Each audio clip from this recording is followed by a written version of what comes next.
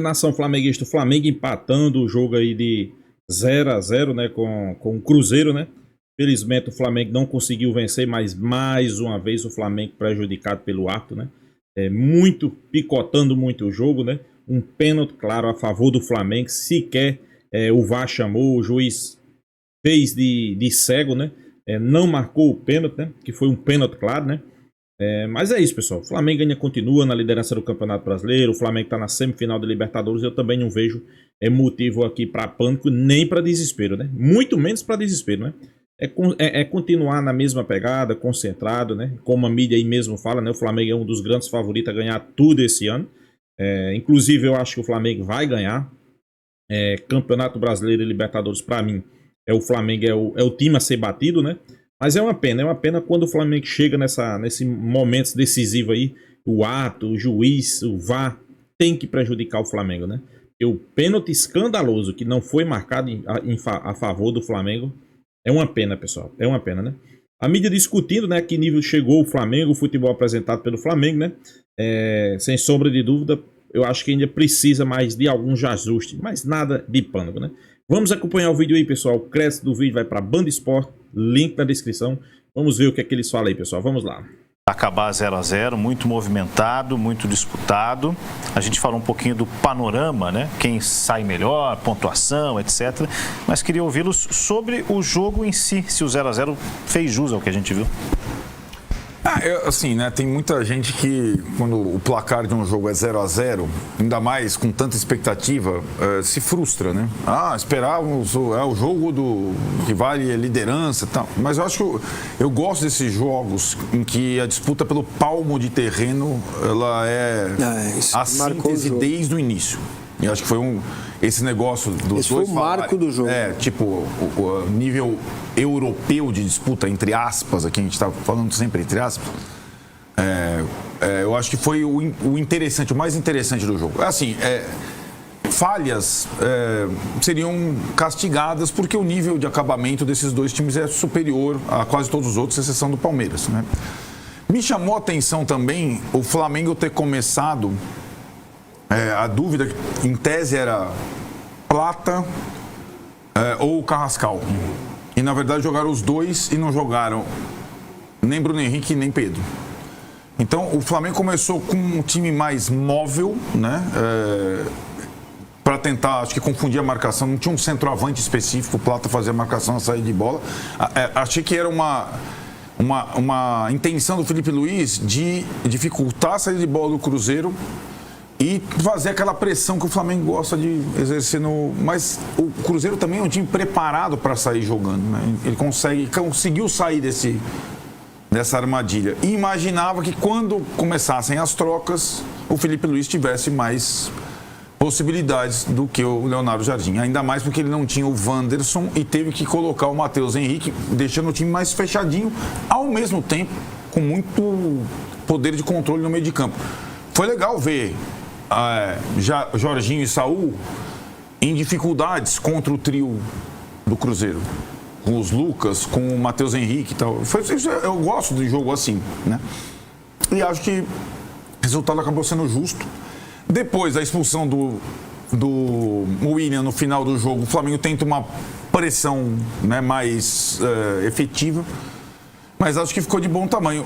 E acho, pelo que foi o jogo, o que pega para o Flamengo nessa sequência em que o Palmeiras está evoluindo, jogando melhor até, são os outros dois empates, o Massini citou, contra Grêmio, sobretudo, e contra Vasco. Não esse jogo com o Cruzeiro. Acho que esse jogo com o Cruzeiro, mesmo que o Flamengo tenha perdido no Mineirão no turno, era natural que as dificuldades fossem grandes, né? Ainda mais pelo que você falou, Napoleão, porque o Flamengo e o Palmeiras vêm de embates na Libertadores, enquanto o Cruzeiro só se concentrou no Brasileiro. E tiveram o Mundial, essa conta uma hora ela vai chegar, né? Além disso. Então, eu acho que o Flamengo agora vai ter, e o Vessone dessa vez também falava, até, nós vamos ver direitinho depois a sequência, rever a sequência. Até o confronto direto com o Palmeiras, no Maracanã, a vida do Flamengo, em tese, é mais difícil que a do Palmeiras. Mesmo que o Palmeiras faça uma partida a mais. Bahia em Salvador, embora o Bahia esteja esfacelado de desfalques lá São Paulo, não tenha zagueiro para colocar, é mais ou menos a mesma situação para domingo, esse é um ponto interessante.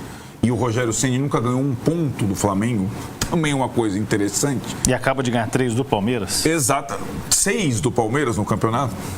Né? Então é uma situação curiosa, mas Bahia em Salvador e Botafogo na volta da data FIFA são desafios grandes para o Flamengo antes do confronto direto. E a gente vai ver como é que eles estarão naquela tabelinha já com jogos iguais no confronto direto para ver quem vai precisar arriscar mais, né? Embora ontem fosse a vez do Cruzeiro arriscar mais, não é simples você arriscar tudo contra o Flamengo no Maracanã com 70 mil pessoas. Não é simples. E acho que o Cruzeiro fez um bom jogo. E entre a derrota e o empate evite que o Flamengo abra completamente. Talvez não seja suficiente para o título do Cruzeiro, mas quando ele for jogar contra o Palmeiras no Allianz, eu não imagino outra coisa. Imagino que seja um time que jogue, proponha, mas que não vá se abrir completamente, mesmo que esteja atrás da tabela. Primeiro dizer que a prova cabal de um jogo 0-0 não tá longe de ser um mau jogo e tem às vezes um 3-2 que é um jogo mal jogado, com falhas de defesa e que aconteceram os gols, mas o jogo em si não é tão bem jogado como um 0-0 desse, palmo a palmo, como o Arnaldo disse. Aliás, essa é uma tese tua, né, Arnaldo? Que tem muito 5-4, que é uma pelada, né? Nós, vários. Defesas abertas ou falhas de zagueiro demais, pode acontecer mesmo. As duas melhores defesas do campeonato.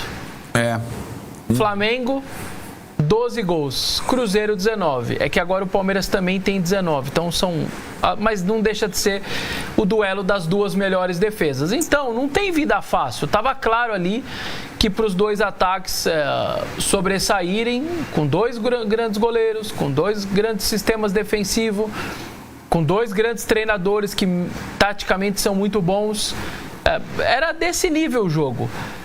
Eu entendo o que o Felipe fez de não entrar e tentar pressionar um time mais... Não entrar com o Pedro, tentar pressionar. Eu entendo, de verdade. Mas eu não entendo não colocar. Depois, tá falando? Depois. O demorar para colocar. Isso me pega. Não entrar com o Pedro tá tudo bem. Mas um jogo desse, de um cara que às vezes tem um pivô, um cara que às vezes recebe um passe entre linhas ou que acha um companheiro num jogo tão fechado, demorar tanto para pôr assim. Isso também me pega. Ele tem banco para isso, tem dias que as coisas não estão acontecendo, dá para fazer mais fácil. Tem treinador que olha para trás e fala, cara, eu não tenho ninguém. Dos que estão ali, os que estão aqui atrás de mim são pior do que os que estão na minha frente aqui na beira do campo. Então eu vou deixar do jeito que tá. Não é o caso do Felipe. Ele tem um monte de jogador bom atrás dele. Então só me pega isso. Eu entendo não começar, mas eu não entendo demorar tanto para pôr um cara tão decisivo. No final, para mim, o resultado acaba sendo justo. Se não é o que as duas equipes queriam, se não é o que elas buscavam, é a vida como ela é, e o 0-0 acabou sendo aí, para mim, mais importante, inclusive, para o Palmeiras do que para os dois, mas era o jogo. Eu não posso... A visão é aquela coisa. Eu sou o Flamengo, eu não vou deixar você encostar em mim, Cruzeiro. E o Cruzeiro, você também não vai escapar. E tá bom. E aí quem ganhou foi o terceiro, que não tinha nada a ver com a história, que vê Flamengo perdendo 2 pontos, o Cruzeiro deixando de somar 2, Cruzeiro deixando de somar 2, que é no caso do Palmeiras. Eu gostei bastante do jogo e para mim a diferença é o que o Arnaldo toca ali no começo do comentário dele, que é a disputa pelo palmo, né? Palmo a palmo. O Leonardo Jardim falou uma coisa muito interessante. Professor Abel Ferreira, alô, Abel, como vai? Sabe o que o Leonardo, seu compatriota, disse, excelente treinador, melhor que você até, né, com carreira internacional. Sabe o que ele disse? O Flamengo não gosta de times que joguem contra eles. Ótimo. Que queiram jogar, né? O Flamengo gosta de times que deem a bola ao Flamengo. Perfeito. O senhor entendeu que toda vez que o senhor vai jogar lá com o Flamengo, o senhor já entra com o coques no azulejo. Então... Massini, tem que considerar que agora ele tem uma dupla de ataque. Sim, mas... Então, mais um argumento a seu favor, professor. Então... eu acho que essa, projetando lá na frente, né, pus o Palmeiras na história, porque essa declaração do Jardim foi excelente, né? O Cruzeiro se propôs a isso. Agora, só conseguiu fazer isso porque ele estava voando fisicamente. O Leão estão falando. A marcação dupla, o Cruzeiro dobrava a marcação o tempo todo e meio que asfixiava o Flamengo. Perfeito. Tanto que Jorginho e Saúl não jogaram nada. Não jogaram bem. Não foi um jogo dos dois, né? Então, estar bem fisicamente e também sentiu o Flamengo, para mim, no segundo tempo. Fisicamente sentiu. Tinha uma hora que o time queria ir, mas não teve forças para ir, né? Então, achei que um jogo muito interessante, um jogo de nível alto. Tecnicamente, poderia ser melhor na qualidade das conclusões, mas entendo o que aconteceu, entendo do ponto de vista do Flamengo. Para mim, esse não é um resultado que me incomodaria, né? Mas me incomoda mais você empatar com o Vasco e com o Grêmio. Pessoal, tem que analisar aqui Vasco. Eu vejo muita gente tocando no assunto, não porque não pode empatar. O Vasco é clássico, pessoal. É a mesma coisa do Palmeiras pegar um Corinthians, perder. É a mesma coisa do Palmeiras pegar um São Paulo e não conseguir vencer. É clássico estadual. A gente sabe que quando tem um clássico estadual envolvido na parada, é mais complicado. Não é porque o Vasco... claro, todo mundo sabe que o elenco do Vasco é bem inferior ao Flamengo, mas é clássico, né? Sem desrespeito à história dos dois clubes, né? Então, o campeonato fica vivo, a distância do primeiro para o terceiro, para o quarto colocado, acho que nunca vimos, hein? Essa distância. Tem um descolamento aí. 7 pontos, né? Não, quarto. Do primeiro pro quarto. Ah, sim. Né? É um descolamento. Nossa, cara, é um nível descolamento... Real Madrid de soberania espanhola. Vai começar. Não é mentira, né? É um descolamento muito grande, né? 12 pontos. 12 pontos, cara. São 4 rodadas e o Botafogo ainda tem um jogo a mais. Na verdade, já vimos, né? Mas com 12 pontos? 2 destacados pro resto, não era? Não com 3 desse. Com 3? Não, 12 do primeiro pro quarto, você já viu? A gente já teve 2008 e 2009, né? As reviravoltas. O Palmeiras mesmo chegou a estar disparado na frente. O Galo campeão. Não, eu tô pontuando, não é isso que eu tô pontuando. No quarto, quinto, 21 pontos. Então já teve. Beleza, então tudo bem. Eu acho que essa questão para o Flamengo vai ter que ser pesada para o jogo para domingo, num gramado maravilhoso lá em Salvador, né? Para o Flamengo que gosta de jogar, maravilhoso entre aspas. E foi um jogo muito tático de um time tentando sobressair sobre o outro, mas sempre com a perspectiva de jogar. Por isso que o jogo fica interessante, porque por mais que o Flamengo tivesse mais a bola, ocupando mais o campo de ataque, quando o Cruzeiro recuperava a bola, ele sabia o que fazer com ela, né? E fez várias boas transições, várias boas jogadas. Foi um jogo de muito bom nível, gostei demais. Realmente foi um jogaço. Deixa eu falar para você que está nos vendo aqui no YouTube do Band News Casa, porque eu sei que o campeonato não é feito só... E uma derrota, né? Fora. Vamos somar a Libertadores aí que... Né? Mas falando de brasileiro, porque pode até computar essa, a gente sabe da exigência do Flamengo. Mas aí das você pode até pôr a vitória em Itaquera, que foi daquele jeito, naquela circunstância de um amasso que toma no primeiro tempo, enfim. Sentindo a parte física e depois na qualidade técnica, né, acabou pesando. Como é que isso se reflete no desempenho de uma equipe que está brigando pelo título, mas que o torcedor vai ao Maracanã, e o Palmeiras viveu isso este ano, né? Não ganhava dentro de casa, vai ao Maracanã e sai frustrado. Ele vê o time na ponta da tabela, ele sabe que é melhor, está avançando, mas ele vai ao Maracanã e sai frustrado. Lidar com a obrigação, né, Arnaldo? Sim, mas é curioso, né? Porque eu acho que esse tipo de experiência, por incrível que pareça, para o Real Madrid da América do Sul, é uma experiência nova. O Brasileirão de pontos corridos desse jeito.